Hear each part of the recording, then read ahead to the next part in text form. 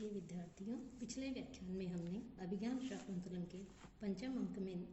अध्ययन किया कि किस प्रकार से राजा दुष्यंत हंसपदिका के गीत को सुनकर के उत्कंठित हो जाता है। हंसपदिका के द्वारा गाई हुई मधुर गीति को सुनकर उसका भाव जानकर राजा मन में सोचता है कि रमणीय वस्तुओं को देखकर तथा मधुर शब्दों को सुनकर प्रसन्नचित्त जो व्यक्ति है वो भी उत्कंठित हो जाता है। हालांकि उस व्यक्ति के सामने जो प्रियजन आदि है उनके वियोग की चिंता नहीं है या प्रियजन का कोई वियोग नहीं है,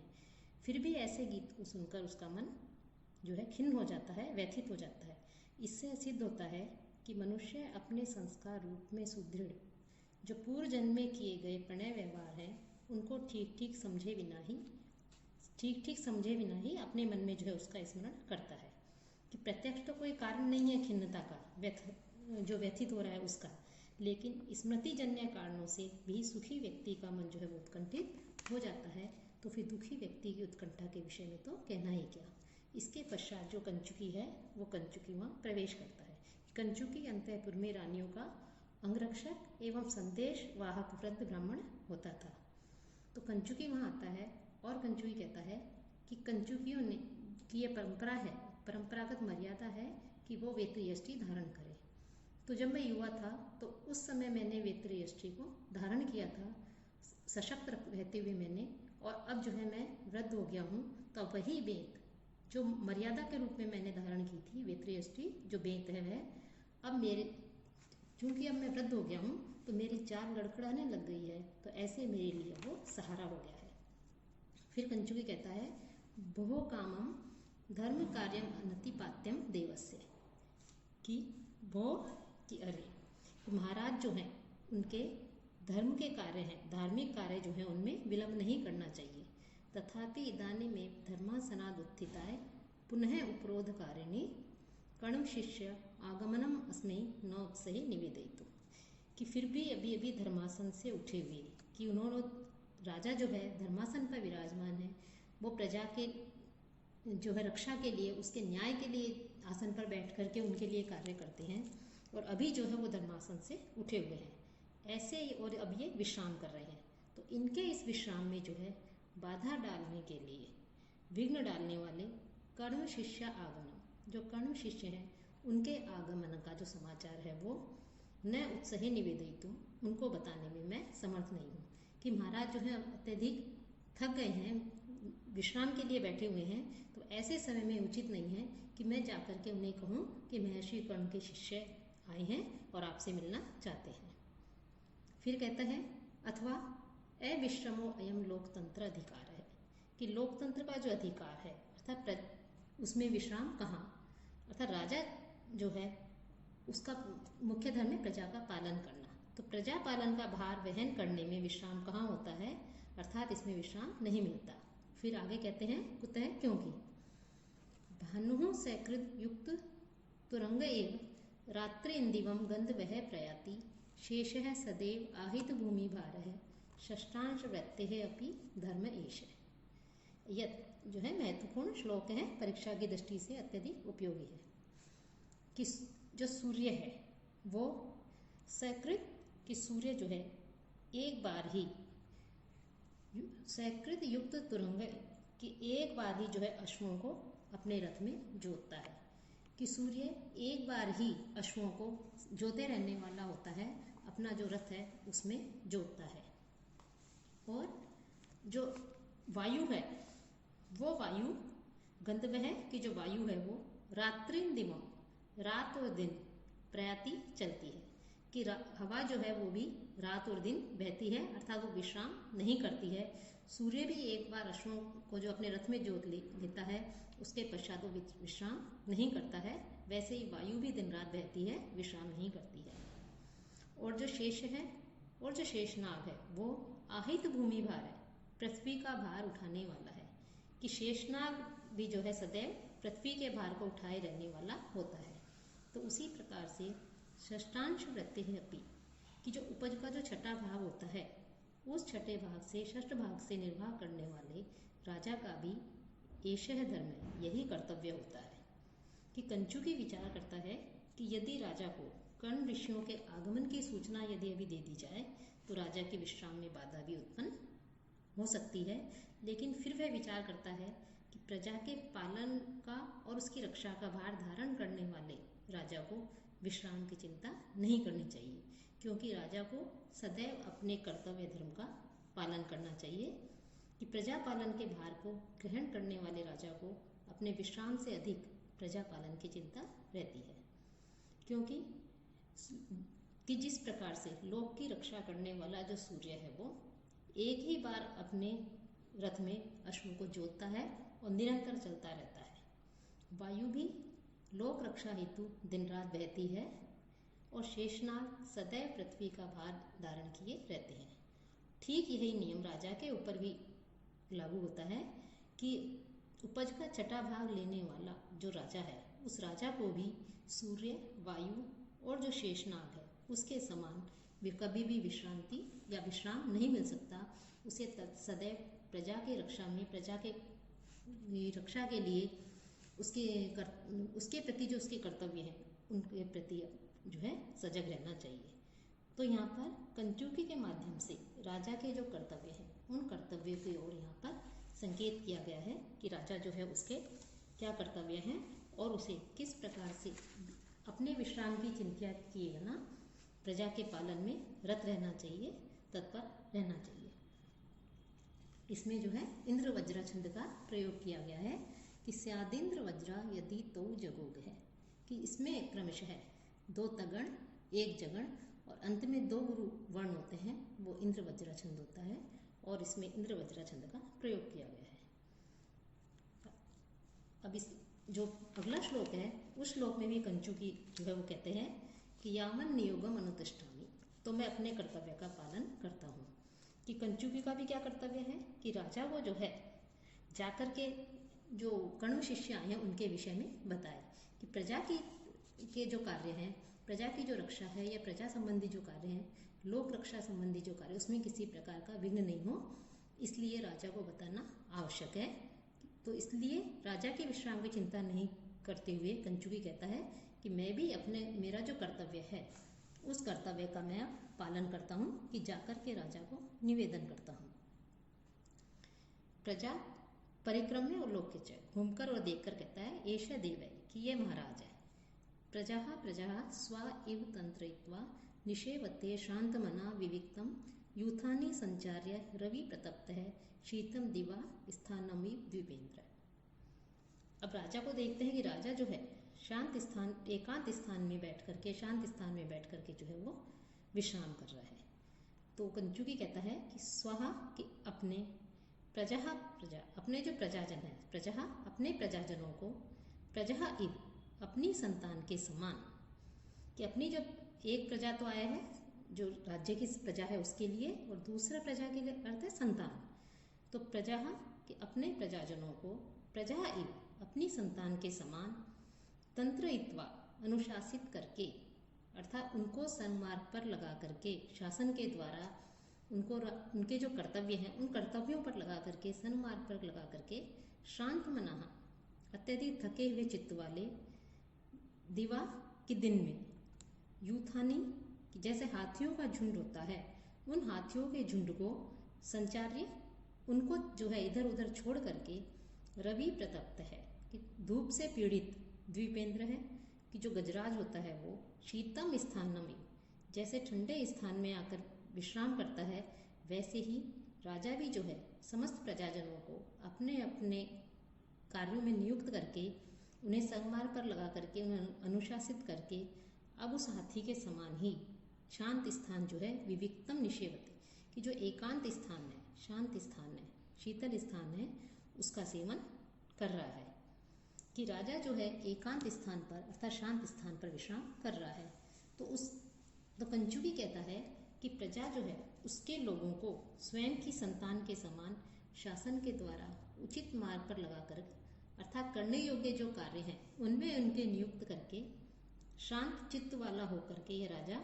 अब उसी प्रकार एकांत एवं शांत स्थान में जाकर विश्राम करता है कि जिस प्रकार एक गजराज होता है वो दिन में अपने झुंड के हाथियों को यथा योग्य जो चरागाह होता है तो उन्हें वहाँ भोजन के आदि के लिए उन्हें भेज देता है और स्वयं धूप से अत्यधिक संतप्त होकर के किसी एकांत या शीतल स्थान में जाकर विश्राम करता है, वैसे ही ये राजा भी विश्राम कर रहा है।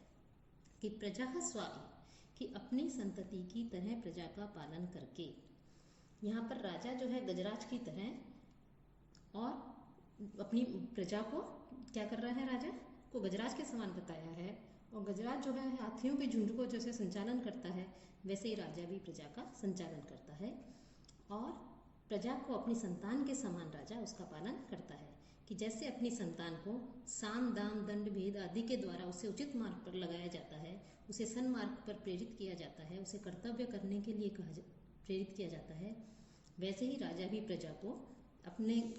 अपने कार्यों में जो है उचित नीति के द्वारा उन्हें नियुक्त करता है। तो इस प्रकार से वो राजा के लिए कह रहे हैं कि ऐसे राजा को जो है अब इस समय बैठ करके वो विश्राम कर रहे हैं। पास में जाकर कहता है, जयतु देव है, महाराज की जय हो। एते खलु हिम गिरे उपत्य आरण्यक वासिन है, काश्यप संदेशम आदाय स स्त्री कहा तपस्विन है संप्राप्ता। कि महाराज की जय हो। कि एते खलु, कि ये हिम गिरे उपत्य, कि जो हिमगिरी है, जो हिमालय पर्वत है, उसकी जो तराई है, तलहटी है, वहाँ पर जो जंगल है, उस वन में निवास करने वाले जो महर्षि कर्ण है, उन महर्षि कर्ण का संदेशम आदाय, संदेश लेकर के स स्त्री का, स्त्रियों के साथ में तपस्वी जन जो है यहाँ पर आए हैं। श्रुत्वा देव है प्रमाण है, अब आप जो है जो उचित समझे वैसा करें। अर्थात मैंने आके आपसे निवेदन कर दिया कि महर्षि कर्ण के शिष्य आए हैं और उनके साथ में स्त्रियां भी हैं, तो अब आपको इस विषय में क्या निर्णय लेना है, तो ये आप मुझे बताएं। राजा कहता है सादरम, आदर के साथ, किम काश्यप संदेश हरिणे, क्या महर्षि कर्ण का संदेश लेकर के आए हैं। कंचुई कहता है किम, और क्या। फिर राजा कहता है तेन ही मद वचनात् विज्ञापयताम उपाध्याय है सोमरात है,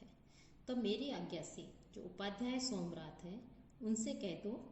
कि अमुना आश्रम वासिन है, कि जो आश्रमवासी हैं, इन आश्रमवासियों का श्रोतेन विधिना, कि वेदों में जो इनके लिए उचित विधि बताई गई है कि इनका सत्कार कैसे करना चाहिए आश्रमवासियों का, उसके अनुरूप ही इनका सत्कार करके प्रवेशयितुम अर्हसि, वो स्वयं ही इन्हें यहाँ पर प्रवेश कराए, यहाँ लेकर आए। अहमपि, और मैं भी, तपस्वी दर्शनोचिते, कि तपस्वियों के दर्शन करने योग्य जो उचित स्थान पर है ऐसे उस प्रदेश पर, उस स्थान पे स्थित है, बैठा हुआ, प्रतिपालयामी, मैं उनकी का इंतजार करता हूँ। कि मैं जो है इस प्रकार से उनका इंतजार करता हूँ कि जो सोमपाल है उससे कहें, कंचुकी को कह रहा है राजा, कि यह आश्रम से आए हैं, तपस्वी जन हैं, ऋषि हैं, तो इनका किस प्रकार से आदर सत्कार करना चाहिए, वेदों में इनके लिए क्या विधि बताई गई है, उसके अनुसार इनका आदर सत्कार करके और उसके पश्चात इन्हें आदर के साथ में इन्हें प्रवेश कराएं। मैं भी कि तपस्वियों से मिलने के लिए किस प्रकार की वेशभूषा धारण करनी चाहिए, कैसे जो है उनका किस स्थान पर बैठकर उनका दर्शन करना चाहिए, तो मैं भी योग्य स्थान पर बैठ करके उनकी प्रतीक्षा करता हूँ। कंचुई कहता है यद आज्ञा पैती देव है, कि महाराज जैसी आज्ञा देते हैं। राजा उठ करके कहता है वेत्रवती अग्नि शरणम मार्गम आदेश है, कि जो अग्नि शरण है, जो यज्ञशाला है, उसका मार्ग दिखाओ, कि अग्निशाला का, यज्ञशाला का जो है मार्ग बताओ, क्योंकि ऋषि आए हैं और ऋषि हैं, तपस्वी हैं, इनसे जो है वही स्थान जो है इनसे मिलने के लिए उचित है। तो कह रहे हैं कि अग्निशाला जो है उसका मार्ग दिखाओ, जहाँ बैठ करके मैं इनका दर्शन कर सकूं। फिर इसके पश्चात प्रतिहारी कहती है इतः इतो देव है, महाराज इधर से आइए, इधर से आइए। राजा परिक्रांति, चारों घूम करके अधिकार खेद निरूप्य, अधिकार जन्य जो खेद है, दुख है, उसका अनुभव करता हुआ कहता है कि सर्व है प्रार्थितम अर्थम अधिगम्य सुखी संपद्यते जंतु, कि जो सभी जो जंतु है, जो प्राणी है, वो सभी प्राणी क्या है कि सब अपनी अभिलाष, जो प्रार्थित जो वस्तु है, इच्छित जो वस्तु है, जिसकी वो अभिलाषा करते हैं, ऐसी अभिलषित वस्तु को प्राप्त करके सुखी संपद्यते, सुखी हो जाते हैं। लेकिन राज्ञांतु, परंतु राजाओं की चरितार्थता अर्थात राज्य प्राप्ति की जो उनकी इच्छा होती है, उसके पूर्ण होने पर भी दुखोत्तरे वो अत्यधिक दुखी रहते हैं, खिन्न रहते हैं। कि औत्सुक्य मात्रम अवसायति प्रतिष्ठा क्लिश्नाति लब्ध परिपालन वृत्ति एनम न अति आश्रम अपनाय यथाश्रमाय राज्यम स्वहस्त धृत दंडम इव आत्मपत्रम। अब राजा कह रहे हैं कि उच्च पद की प्राप्ति से जो प्रसिद्धि होती है, जो गौरव मिलता है, वो केवल उत्सुकता को शांत करती है, लेकिन प्राप्त वस्तु की रक्षा का कार्य राजा को कष्ट देता है कि जिस प्रकार से अपने हाथ से स्वयं पकड़े गए दंड वाला जो छाता होता है, कि छाते के डंडे को स्वयं अपने हाथ से पकड़ते हैं,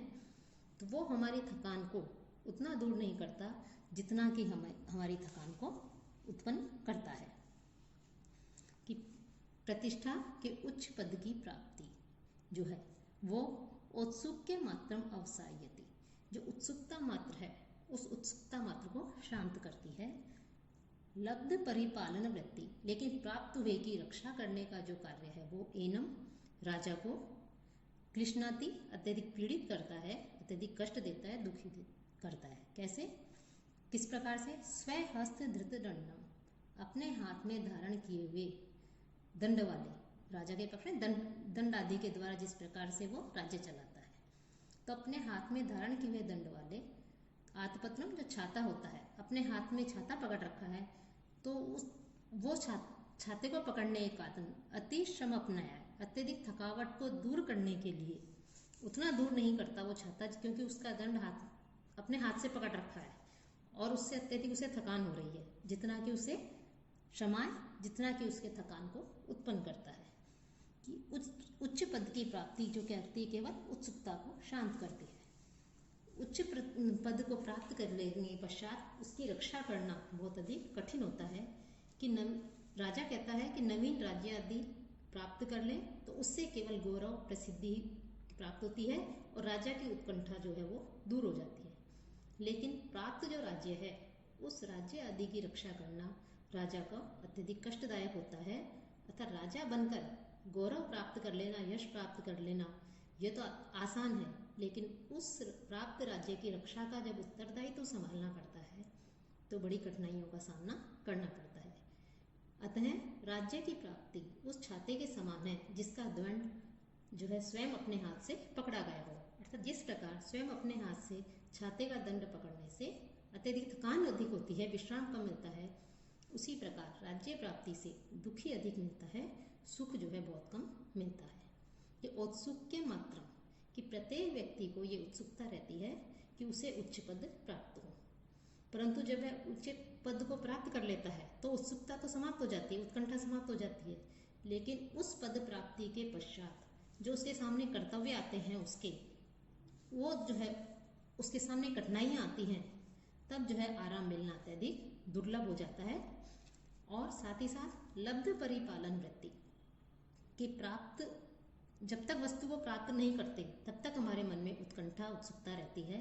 लेकिन जब वस्तु प्राप्त हो जाती है तो उसकी रक्षा का भार जब उठाना पड़ता है, जिम्मेदारी उठानी पड़ती है, तो अत्यधिक कठिनाई का अनुभव होता है, अत्यधिक कठिन होता है उसकी रक्षा करना। साथ ही साथ और इस प्रकार से और उस वस्तु की रक्षा करना या राजा का पद प्राप्त करने के उपरांत रात रात पर जाग करके प्रजा के प्रति अपने कर्तव्यों का पालन करना, ये जो है बहुत ही अधिक कष्ट देने वाला होता है। फिर नेपथ्य पर्दे के पीछे से आवाज आती है वैतालिकों की। जो वैतालिक होता है वो कहते हैं विजयतान देव है, महाराज की जय हो। प्रथम है, पहला कहता है स्व सुख निरभिलाष है खिद्ध से लोक हेतु प्रतिदिनम अथवा ते वृत्ति एवं विधे अनुभवती ही मूर्धना पातपह तीव्रम उष्णम शम्यति परितापम छायया संश्रितानाम। अब वो वैतालिक आकर के जो है, वैतालिक होते हैं जो स्तुति पाठ करने वाले होते हैं, स्तुति पाठक, वो राजा का स्तुति गान करते हुए कह रहे हैं कि स्व सुख निरभिलाष है, कि अपने सुख की अभिलाषा नहीं करने वाले। कि जो प्रथम स्तुति पाठ करने वाला जो होता है, प्रथम वैतालिक होता है, वो राजा की विशेषता बतलाते हुए कहता है कि स्व सुख निरभिलाष है, अपने सुख की अभिलाषा नहीं रखने वाले, लोक हेतु प्रजाजनों के लिए, प्रजा के हित के लिए खिन्न से अत्यधिक कष्ट सहते हैं, पीड़ित होते हैं। साथ ही साथ अथवा ते वृत्ति एवं, अथवा उनका कार्य व्यवहार ही एवं विधाय, उनका कार्य व्यापार या उनका राजा का कार्य ही इस प्रकार का है कि ही, क्योंकि पादपः की जो वृक्ष होता है वो मूर्धना अपने सर के ऊपर तीव्रम उष्णम अनुभवती, प्रचंड जो धूप है, तेज है, उसको सहन करता है, लेकिन छाया संश्रिताना, अपनी छाया में, अपने आश्रय में आए हुए जो लोग हैं उनको छाया दे करके परितापम, उनके संताप को शम्यति, दूर करता है। अर्थात जो वैतालिक है, स्तुति पाठ करने वाला है प्रथम, वो राजा से कहता है कि हे राजा, आप अपने सुख के लिए इच्छा नहीं करके निरंतर प्रजाजनों के हित के लिए कार्य करते हो, अत्यधिक कष्ट का अनुभव करते हो, कष्ट उठाते हो। आप जैसे लोग की रक्षा करने वाले जो सम्राट है, राजा का है, उनका कार्य ही यही है कि वो अपने स्वयं के सुख की चिंता नहीं करके प्रजा सुख के लिए तत्पर रहे हैं। अर्थात आपका आचरण ही ऐसा है कि आप प्रजा के लिए कार्य करते रहे। और यहाँ पर वो वृक्ष का उदाहरण देते हुए, वृक्ष का दृष्टांत देते हुए वैताली कहता है कि जिस प्रकार से वृक्ष अपने मस्तक पर असहनीय जो तेज प्रचंड जो धूप होती है उसको सहन करता है, लेकिन अपने आश्रय में आए हुए, अपनी छाया में बैठे हुए जो प्राणी हैं, जीवधारी हैं, उनको छाया दे करके उनके संताप दूर करता है। तो अर्थात यहाँ पर इस पद्य का जो सार वो यही है कि राजा का कार्य स्वयं जो है दुखों को सहन करके प्रजा वर्ग को सुख प्रदान करना है। जिस प्रकार वृक्ष अपने ऊपर असह्य धूप को सहन करता हुआ अपने आश्रितों को छाया देकर उनका आतपजन्य जो संताप है उसको दूर करता है, उसी प्रकार प्रजाजनों के हित में तत्पर रहने के कारण आप जो है प्रजा के दुखों को, कष्टों को दूर करने वाले होते हैं। और दूसरा जो वो है स्तुति पाठ करने वाला वैतालिक, वो कहता है नियम यसी कुमार्ग प्रस्थितान आत्मदंड है प्रशम यसी विवादम कल्पसे रक्षणाय तनुषु विभवेशु ज्ञाति है संतु नाम त्वयि तु परिसमाप्तम बंधु कृत्यम जनाना। अब दूसरा जो स्तुति पाठ करने वाला है वो कह रहे हैं कि आत्मदंड है कि राजदंड को धारण किए हुए कुमार्ग प्रस्थितान, कि जो कुमार्ग पर जाने वाले हैं, बुरे मार्ग का आश्रय लेने वाले हैं, कुमार्ग पर चलने वाले लोगों को तुम जो है नियम्यसी, आप उनको नियंत्रित करते हो। साथ ही साथ विवादम प्रशम्यसी, जो विवाद हैं, प्रजाजन है, प्रजाजनों के बीच में कोई किसी चीज को लेकर के, किसी वस्तु को लेकर के या किसी विषय को लेकर के विवाद हो जाते हैं, तो उनके उन विवादों को प्रशम्यसी, आप शांत करते हैं। रक्षणाय कल्पसे, और आप उनकी रक्षा करने में पूर्ण रूप से तत्पर रहते हैं, समर्थ होते हो। एतनुषु विभवेशु ज्ञाति है संतु नाम, कि एतनुषु विभवेशु, अत्यधिक संपत्तियों के होने पर, ज्ञाति है कि जो संबंधी जन है, बंधु बांधव है, वो संतु नाम, वो भले ही बहुत सारे संबंधी बन जाए हमारे पास धन होने पर, ऐश्वर्य होने पर, लेकिन प्रजाना की जो प्रजाजन है, उन प्रजाजनों का बंधु कृत्यम, बंधु बांधवों के द्वारा किया जाने वाला जो कार्य है वो त्वयि परिसमाप्तम, वो आपके ऊपर ही पूर्ण होता है। कि राजा जो है उसकी स्तुति करते हुए, उसकी प्रशंसा करते हुए, जो दूसरा जो वैतालिक है वो कहता है, हे राजन, आप राजदंड धारण करके सब तरह से प्रजा का कल्याण करते हैं, अनुचित कार्य करने वालों को दंड देकर के सन्मार्ग पर लाते हैं, कि आवश्यकता पड़ने पर कुमार्गियों को, जो कुमारगामी है, उनको सन्मार्ग पर लाते हैं। साथ ही साथ जब कभी प्रजाजनों के बीच कोई विवाद या झगड़ा होता है, तब आप जो है उनको शांत करते हैं और उन्हें समझा करके उनकी रक्षा करने में भी पूर्ण रूप से आप जो है समर्थ होते हैं। यह संभव है कि विशेष जो धनवान जो लोग होते हैं, जो धन संपत्ति जिनके पास होती है, तो जो धन संपत्ति से युक्त है, ऐश्वर्य से युक्त है, ऐसे व्यक्तियों के तो अपरिचित जो लोग हैं वो भी उसके अपने बंधु बांधव बन जाते हैं। कि धनवान लोगों के तो बहुत से लोग, दूर दूर के लोग भी उसके बंधु बांधव बन करके आ जाते हैं, लेकिन जो साधारण प्रजाजन है, जो निर्धन जो प्रजाजन है, सामान्य जो लोग हैं, उनके तो आप ही भाई बंधु हैं, माता पिता हैं। अर्थात साधारण जनों की तो आप ही रक्षा करते हैं। कि धनवान लोगों के तो बहुत से बंधु बांधव आ जाते हैं, लेकिन जो सामान्य लोग हैं, प्रजाजन हैं, उनकी रक्षा करने के लिए तो केवल आप ही हैं। आप ही उनके कार्यों को बंधु बांधवों के समान संपन्न करते हो, कि आपके ही कारण वो रक्षित होते हैं, उनकी रक्षा होती है और वो जीवन यापन करते हैं। तो यहाँ आत्मदंड है कि यहाँ बताया है कि राजा को का कार्य प्रजा की रक्षा करना है और नियमानुसार राजा को दंड भी देना पड़ता है। कि दंड देना एक तरह से अपराध नहीं है, अपितु ये शास्त्र सम्मत है कि प्रजा की रक्षा का एक साधन है कि राजा को क्षमाशील, दयालु एवं धर्मात्मा भी होना चाहिए, लेकिन आवश्यकता पड़ने पर उसे प्रजा को दंडित भी करना पड़ता है, कुमार्ग से सन्मार्ग पर भी प्रजा को लाना पड़ता है। साथ ही साथ प्रचुर मात्रा में संपत्ति रहने पर तो प्राय भी अपने बन जाते हैं, दूर दूर के संबंध निकाल करके अपने से जो है संबंध बना लेते हैं, रिश्तेदारी बना लेते हैं। लेकिन जब निर्धन व्यक्ति होता है तो उससे अपने भी मुंह मोड़ लेते हैं। तो जो ऐसे जो लोग हैं, जो सामान्य लोग हैं, निर्धन जो लोग हैं, उनके भाई बंधुओं द्वारा किए जाने वाले जो कार्य हैं वो आप ही करते हैं। विपत्ति में आप ही उनकी सहायता करते हैं, विवाद होने पर आप ही उनका निपटारा करते हैं और इस प्रकार से उन्हें कुमार्ग पर जाने से भी रोकते हैं। तो ये सारे बंधु बांधवों द्वारा किए जाने वाले कार्य आपके द्वारा ही पूरे होते हैं।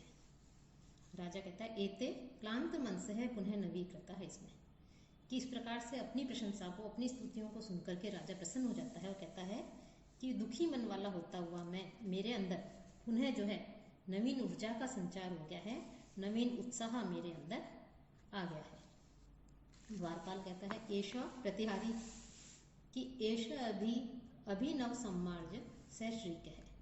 कि तत्काल जिसकी अभी स्वच्छ किया है, सफाई की है, ऐसा मनोहर सन्निहित होम धेनु अग्नि शरणा आलिंद है, कि हवन के उपयोग में लाई गई, लाने की हवन के जिस उपयोग में जिसके दूध दही घी आदि लाया जाता है, ऐसी गाय से युक्त जो ये अग्निशाला है, यज्ञशाला है, इसका ये जो है वेदी है, चबूतरा है, इसके ऊपर आरोहतु देव है, महाराज आप इसके ऊपर चढ़े। राजा आरोह्य चढ़ करके परिजनावलंबी तिष्ठति, सेविका के कंधे का सारा लेकर के वहाँ स्थित होते हैं। वेत्रवती किम उद्देश्य भगवता काश्यपेन मत सकाशम ऋषि है प्रेषितः स्युः, हे वेत्रवती किस उद्देश्य से भगवान कश्यप ने जो ऋषि हैं, इन ऋषियों को मेरे पास भेजा होगा। कि जो महर्षि कर्ण हैं, उन्होंने अनुमान लगाते हैं राजा कि किस कारण से उन्होंने इन्हें मेरे पास भेजा होगा। अभी जो 9वां श्लोक है इसका हम अगले व्याख्यान से अध्ययन करेंगे।